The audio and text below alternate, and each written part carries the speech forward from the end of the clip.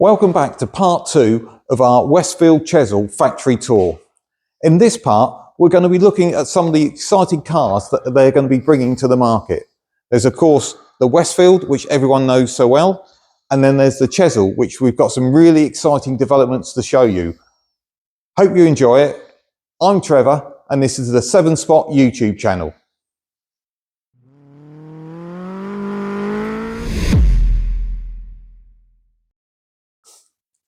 So Simeon, here we are around the well-known 7-star Westfield, which has been around, I think we were just talking, in one form or another since 1984.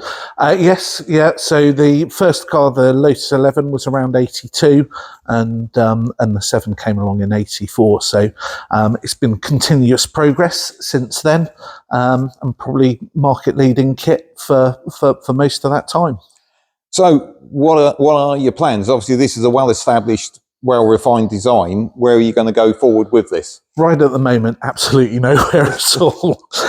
You know, as I say, it's a really well-known kit. It's something that is properly engineered. It fits together really well. You can genuinely build it at home with, you know, just basic toolkit. So from that point of view, there's nothing to be sort of fiddled with right now, especially while we've got everything going on with the Chesil. But next year there will be a significant development of this car, largely down to the engine. It's modern manufacturers are not doing normally aspirated petrol engines, so it's pushing everybody down the sort of turbo route. Some people love turbos in their 7-style cars, but the general characteristics, especially of this new generation of sort of hybrid petrol turbo engines, have torque very, very low down in their rev range, and part of the fun of driving a car like this is screaming it through the revs up to 6, 7, 8, 9,000 RPM. You know, the people who drive S2000 cars keep telling me they want another car that does what that does. So we're going to be developing a new powertrain for the Westfield Sport, and it's going to it'll be a 2-litre 4-cylinder engine, 170 horse, circa 210-ish, I hope, and then about 250 horse, all naturally aspirated, red lines between 7 and 9,000 RPM, that sort of area, dependent on the power output. So we should be able to put not only the fun back into the car, but improve its performance. It'll be a bespoke unit to this car, so you know it's basically packaged to go in this, and then there'll be various upgrades to chassis and suspension and hopefully interior trim, fit and finish, and we're hoping to be there for early part of next year. Okay, but what about sort of in the immediate future? If you've got people clamoring at your door, they want to order the kit, what are you going to have on the table for 2023? Yep, so there are Zetec kits available, so that's a complete kit. It's you know, car in a box, essentially, everything brand new.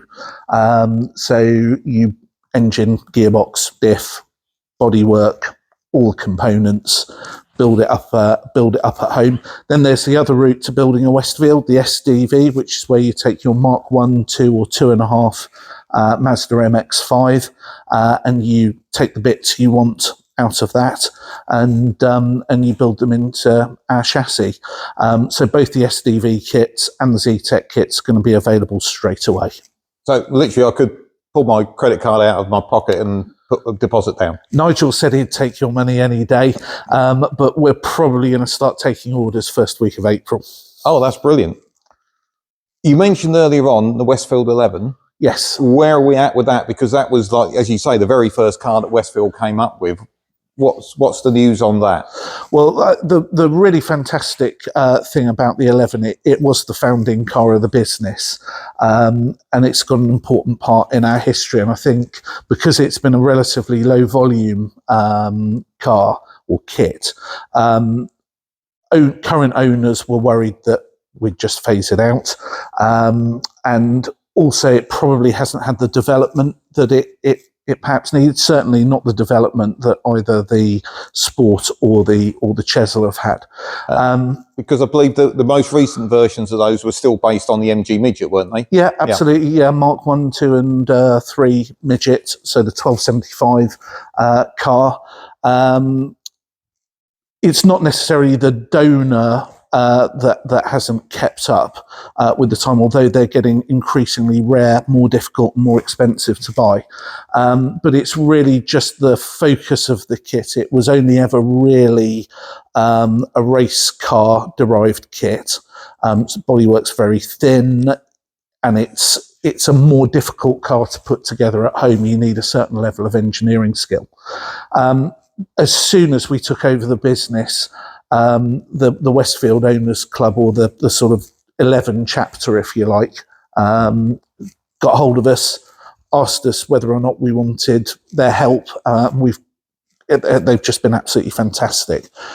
So we've gone through with a whole selection of current owners, current builders, come up with about a 50-point plan for just improving the kit, making it easier to build at home, more chance of getting through an IVA first time round, better information on reconditioning the original MG parts into the car, and you know, all those good things that's just going to make building and owning it a better process. So what are your thoughts going forward? We're here in March 2023. Yeah. Have you got any sort of timeline for anybody thinking of one of those kits? We're going to be building a car late this year with those improvements in, so that we can have a demonstrator ready for 2024. And then the stated aim is 24 kits for 2024. So let's see if we can get there.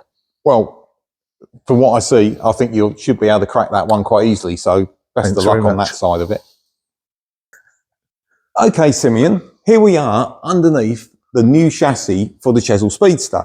Now, wasn't there quite a lot of Beetles produced, sort of millions and millions, and you've come up with a new chassis? Yep, there were millions of Beetles produced. There's a couple of things. One is that good Beetles are now a lot of money. You know, they're a collectible car in their own right. And those Beetles that have sort of passed into the world where they're eligible for donor status to get cut up by grinders and, you know, all of that sort of nasty stuff, are actually in pretty poor condition now. You know, they're 50 odd years old. All the floor pans are often rotten out, and even the structural bits. So you can spend an absolute fortune just reconditioning the Volkswagen chassis before you get to building your Chesil. So that's the first reason. The second reason is that this gives us an opportunity to give the car a better dynamics, basically, better ride, better handling, better steering, better brakes. So it just brings the Chesil right up to date in terms of how people want a car to feel on the road. Because it's interesting, I know a little bit about Beetles, and I'm looking up here, I'm looking for sort of drum brakes, torsion bar suspension, and steering boxes, and I'm seeing rack and pinion steering, double wishbone suspension, and disc brakes. So yeah, it is very much modern underpinnings under an old style car. Yeah, absolutely. So it uses the same principle as the Westfields in that it's a space frame chassis with double independent suspension, front and rear, coilover shock absorbers, which are fully adjustable on this model. Disc brakes all round. In fact, one of the things we're doing at the moment is just choosing master cylinder sizes so that we can get really, really crisp, good modern braking, but without the servo. So to keep the original feel of the drive of the car, but give it really excellent modern braking. So moving forward, we've got obviously the centre section, shape-wise, looks very similar to a VW Beetle chassis. Absolutely, because you know the body that sits on top is very similar as well. So the actual shape of the car is just a shortened Volkswagen chassis in terms of dimensions. But it's the construction and what's bolted on either end of it that's been modernised, if you like. Okay, and talking about what's been bolted on, this is a petrol engine car Yes. with a Beetle engine. Yeah. Now, as I understand it, you're going to look at doing these initially turnkey. Yeah. So presumably the engine-wise, you need to update it in regards to induction and so on for emissions? Yeah, so this particular car, we're not a production-ready status at the moment, so we're building this with a carburetted engine. But you're right, the Volkswagen Beetle gearbox is stripped, completely rebuilt. It's rebuilt with a long ratio inside it so that we can get the best sort of cruising, acceleration and cruising performance out of the 1771cc engine. They're all built brand new for the car. As I said, at the moment, this particular car is running on or would run on carburetors when it's finished. But this will be our test mule for putting fuel injection onto the car.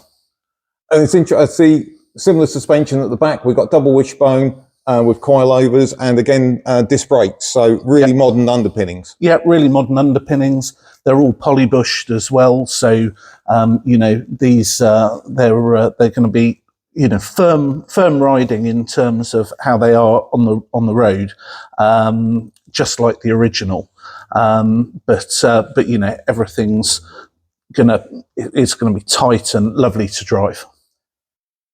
So going forward, if somebody's really desperate to be a classic Speedster owner, can they still buy a version for the Beetle floor pan? Yeah, we're going to continue to do Beetle kits, so they're not in danger, as it were. So if you want the real authentic feel or drive, you can do so. Having driven both, you're sort of cutting your nose off to spite your face a little bit, but being a classic car owner myself, I know all about struggling with, slightly awkward gear changes and rubbish brakes and bits and pieces, because that's what driving a classic's all about. And do you see this as an evolution of the customer of these kind of cars, that they want the classic look, but underpinnings which drive like a modern car? Yeah, absolutely. I think the more we go on, the more people expect from even niche car manufacturers. 20, 25 years ago, if your Ford or BMW or Mercedes broke down at the side of the road or had something that was a little bit annoying, we all just shrugged our shoulders and said, well, that was okay. You just don't do that with a modern car. It has to be perfect out of the box every time you turn the key. And that's what people have got used to. There's a whole generation of drivers, probably just below you and me, in their sort of 30s and early 40s, that have never had to put up with a car that needs looking after in the way that a classic or a niche car often can. So we just have to up our game, because that's the new sort of buying demographic, and they want a car that will be turnkey. They want a car that handles nicely. They want a car that brakes without scaring the living daylights out of them. And don't get me wrong, you could do all of those things with a Beetle, but it required upgrades, whereas this is going to be the complete package, ready to go. Okay, can we bring it down and have a look on top? Yeah, of course. Okay, so we're now on top. This is, I believe, your pre-production ICE car? Yes, so the body shell for this car was actually built prior to us taking ownership of the business. So there are various improvements that are going to be made through the process of doing the production cars. But yeah, essentially this is what's going to be hitting the road in about 3 weeks' time. And body shell wise, regardless of whether it's an EV, a classic, or a new chassis version, they're all the same body?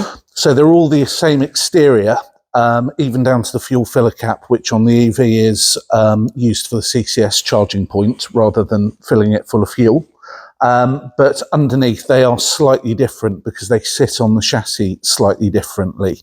So for the EV, for example, has a different interior panel to the ICE car because it has to go around the battery box. So it's inner panels rather than outer panels. So what you see on the road, same dimensions, same look, put three up alongside each other, it'd be very difficult to tell the difference. And you mentioned the EV there. That's our next one to look at. Yep, come on over to the other ramp.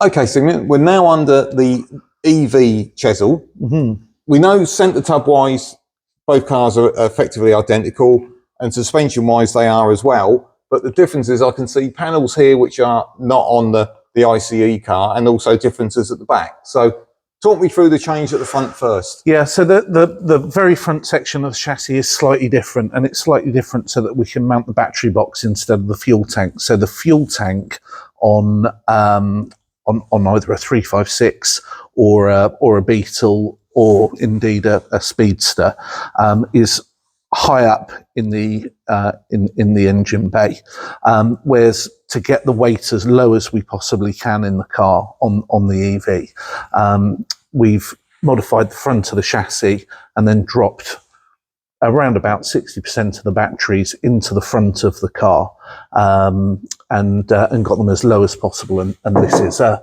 nice thick skid plate along the bottom to protect it. So weight-wise, how does it compare to an original sort of Chesil or Beetle? Well, they're all very much within the same sort of areas. They're all about 850 to 925 kilos, dependent on fuel and spec and bits and pieces that you put in them. So they're all very much the same.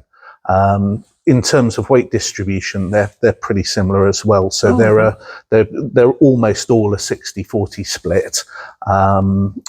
60 at the rear and 40 at the front. Okay. Well, shall we have a look down the business end? Yep. Okay. Coming down the business end, I can see the electric motor there. Talk me through the running gear, the sort of blunt end of the car, shall we say? Blunt end or sharp end of the car. So yeah, this is where the other two halves of the power pack are. They sit either side on outriggers from the centre of the chassis. So again, with this version of the Chesil EV, we've split the battery pack and brought the battery packs lower down in the car, again to sort of aid its handling and weight distribution as well. And then the electric motor sits right in the centre, runs through a 4.1 diff in the centre here, which is another change from the first prototype. And where did that diff come from? That's a Mazda diff. Oh, okay. Yeah, so it's same as we run in the Westfields, but a slightly different ratio. And then that obviously comes down to drive shafts at the back. Rear-wheel drive car, just the same as the ICE car or indeed the original. Okay. So the question that they're all going to be asking at home is power, performance, range. 120 kilowatts, which in sort of old money is about 160 brake horsepower. So the calculations reckon around about a 200-mile range from a 36 kilowatt battery. On the original prototype, we're not quite seeing that much. So probably somewhere between 160 and 175 would be really amazing. CCS charging's available, so you either have it on AC charging, charge the car overnight, or you can have a Tesla style. I suspect most people would think of it as fast charger or CCS charger, and that'll fill a 36 kilowatt battery in 45 minutes. So, you're going to be able to drive from here to Leeds, Bicester to Leeds, charge, get to Glasgow, in terms of range, fairly, almost the same as you could in a petrol car. Okay. Now, I'm going to have to show a few cards here because I know a lot of people that know me well know I've said quite a lot of things about EV cars which are not positive, shall we say. So, Simeon, I've got to why? Why? It's a good question, because it's, niche vehicles. Are we really polluting with a few thousand miles a year? Probably not that much. But at the same point, inner cities are becoming already they're a controlled zone in terms of emissions.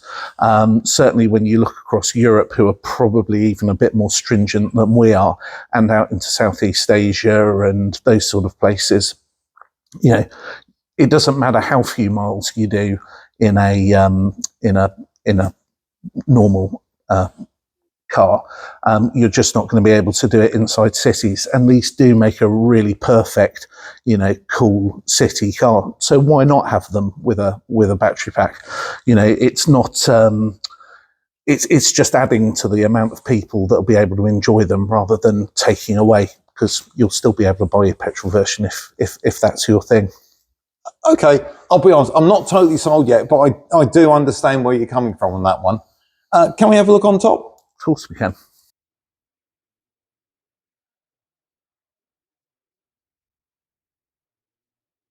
Okay, we're now on top of the EV Chesil. Looking inside, I can see a combination of quite small wires and quite big wires. So how does that all work for a bit of an EV Luddite like myself? Well, the trick is don't touch the big orange wires together, because it'll knock you straight off your feet. So the big orange wires are essentially your high voltage harness. So they're what connecting the battery to the motor, and that doesn't run off a 12-volt car battery. It's something with some serious juice. But you do still need a 12-volt or what we'd call a low voltage harness in the car. So it doesn't matter, what car you'd have it in. Every car's dials, stereo, heated seats, heated windscreen, all of those sort of things all run off a 12-volt system. So you have two harnesses in an EV. One does your 12-volt and the other does your high voltage, which essentially is your drivetrain harness. Okay, I see we've still got a gear lever though. Yeah, we do. So there's been much debate over the gear lever, because essentially we could just get rid of it and put a couple of buttons in to go between drive, reverse and neutral, because essentially all electric cars are automatic in that regard.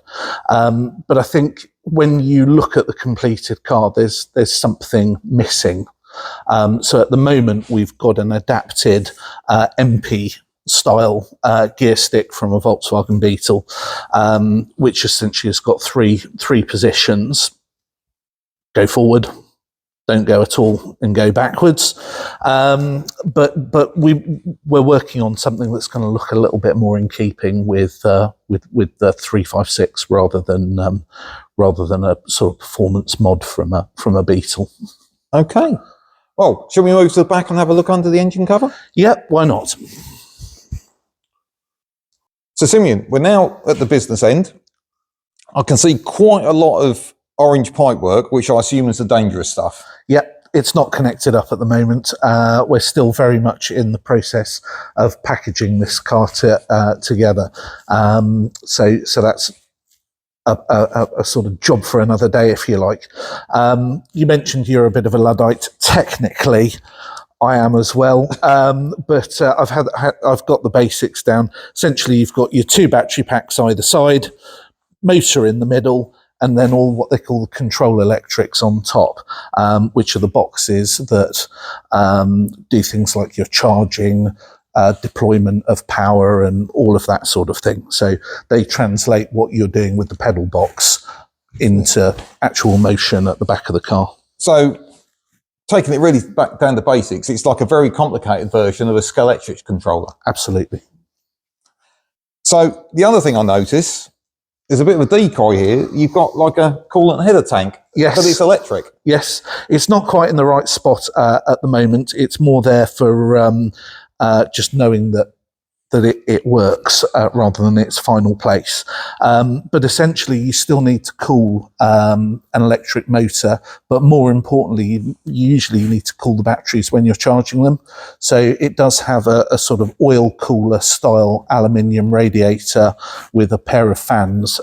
So when the control electrics and the batteries and all the rest of it start to get warm, as I say, in this particular car, because it's so light, it's usually in the charging stage, then it can cool itself down. If you walk past any Tesla at a charge point, you'll hear something whirring, and that's the cooling fan. Oh, okay. Every day's a school day, as they say. Absolutely. Brilliant. Thanks for that one. Okay, Simeon, we're here in what I believe is going to become your build area for turnkey cars. This is going to become the Chesil build team for the turnkey cars.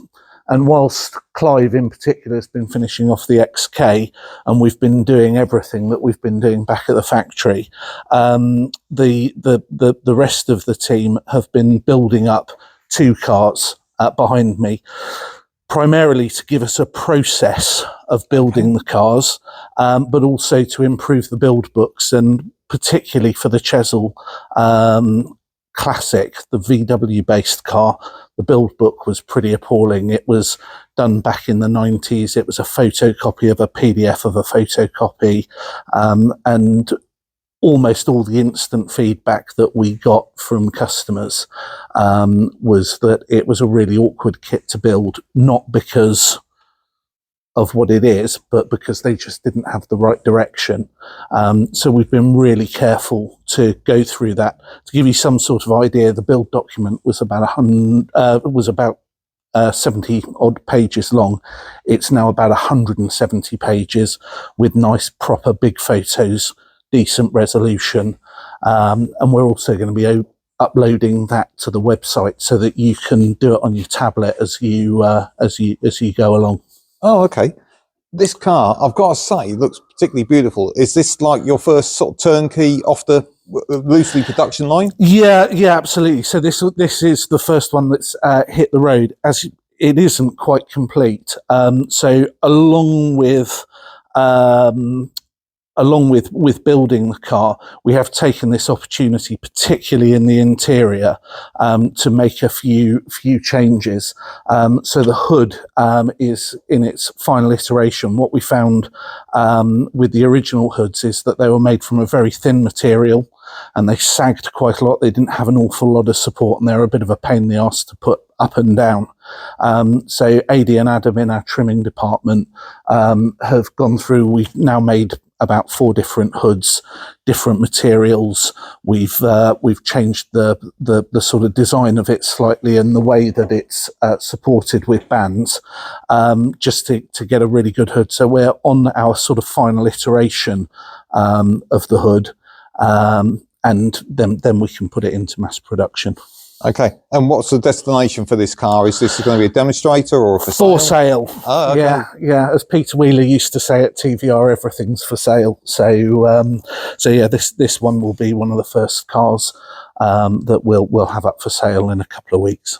Okay, and you mentioned trim. I noticed over there, I saw a rather large sewing machine. Yeah, so again, with Westfield, they used to outsource all the trim for the Chesils, and then build the cars up out of kits.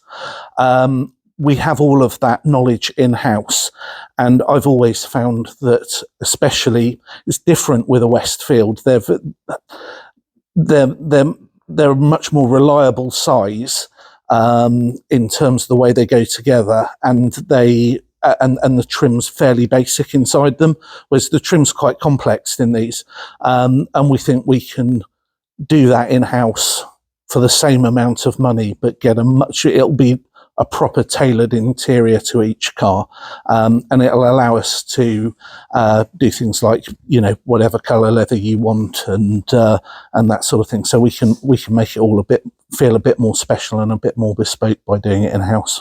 And I guess the other thing is you're bringing it under your control as well. So yeah, absolutely. So the car literally will go chassis build, body build, interior trim, off for an IVA, and then QC, and then off to its owner. So having everything in a relatively small space, properly organised, with a proper flow around the business, we should be able to get volumes of between 4 and 6 cars a month out of here with the current team, and maybe 8 if we take on a few more guys.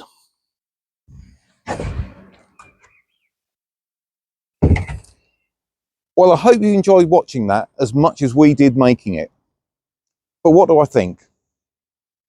I've been in and around kit cars for around about 25 years. And in that time, I've seen numerous takeovers and similar arrangements.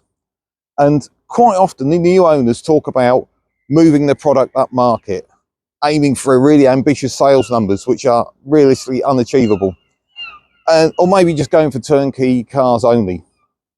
Interestingly, I've heard none of that today, and I think that's really good news, because the team in there, I think, are really switched on. There is a wealth of enthusiasm matched with a nice bit of passion, which is what you need in this industry.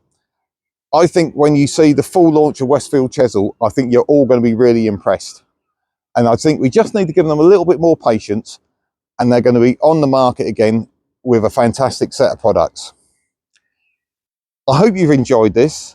I've been Trevor. This is the 7 Spot YouTube channel. And if you'd really do us one little final honour, if you stayed this long, you must have enjoyed it. Please click that subscribe button, because we've got some really exciting videos coming up for you really soon. Take care.